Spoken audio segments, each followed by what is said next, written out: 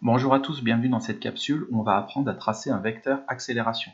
Alors en prérequis, avant de regarder cette capsule, vous devez savoir tracer un vecteur vitesse et un vecteur variation de vitesse. Si besoin, vous pouvez vous reporter aux capsules dédiées dont les liens sont dans la description. Supposons qu'on nous donne un enregistrement et qu'on ait un vecteur accélération A à tracer. Le vecteur accélération décrit les variations du vecteur vitesse au cours du temps.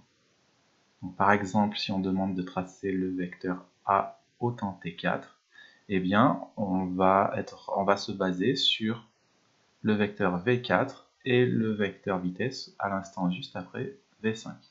L'expression de a4, c'est v5 moins v4 divisé par t5 moins t4. Alors au numérateur, v5 moins v4, vous reconnaissez qu'il s'agit du vecteur variation de vitesse au temps 4, vecteur vous avez vu l'an dernier. Donc A4 est égal à delta V4 sur delta T4. L'unité de l'accélération, on voit que l'accélération est homogène à une vitesse divisée par un temps. Donc mètres par seconde divisé par seconde. Divisé par seconde revient à multiplier par des secondes puissance moins 1. On a donc seconde moins 1 fois seconde moins 1 qui fait seconde puissance moins 2. Donc l'unité de l'accélération, ce sera mètres fois seconde puissance moins 2. Alors voyons maintenant la méthode pour faire le tracé. Sur l'enregistrement, on nous donnera toujours delta t, la durée entre les points successifs, 0,10 secondes ici. On vous donnera toujours une échelle des vitesses, donc correspondance entre une longueur de vecteur vitesse et une valeur de vitesse.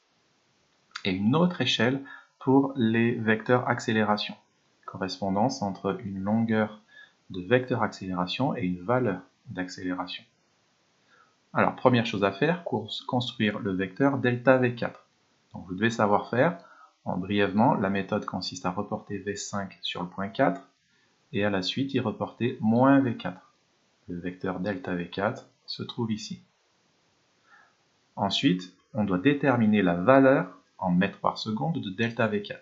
Donc pour ça, on mesure delta V4 à la règle et on en déduit sa valeur en mètres par seconde grâce à l'échelle des vitesses. Delta V représente une vitesse. Alors ici, je mesure à la règle 4 cm pour delta V4. L'échelle est de 1 cm pour 0,50 m par seconde. Donc la valeur delta V4 est 4,0 fois 0,50 égale 2,0 m par seconde. Maintenant, je peux calculer la valeur de A4 en mètres seconde moins 2. C'est delta V4 sur delta T4. Donc ici, 2 mètres par seconde divisé par 0,10 secondes, ça fait 20 mètres seconde puissance moins 2. Je peux maintenant tracer le vecteur A4. Il part de M4, il est de même direction et de même sens que delta V4, et sa longueur, on la détermine grâce à la valeur de A4 et l'échelle des accélérations. Alors ici, on a 20 mètres seconde moins 2, une échelle de 1 cm pour 3 mètres seconde moins 2. Donc on fait un petit produit en croix et on obtient que le vecteur A4 sur le schéma doit mesurer 20 divisé par 3,0, 6,7 cm. Donc je peux le tracer comme ceci, même direction, même sens que delta V4 et une longueur de 6,7 cm. Voilà, cette capsule est terminée, je vous dis à bientôt.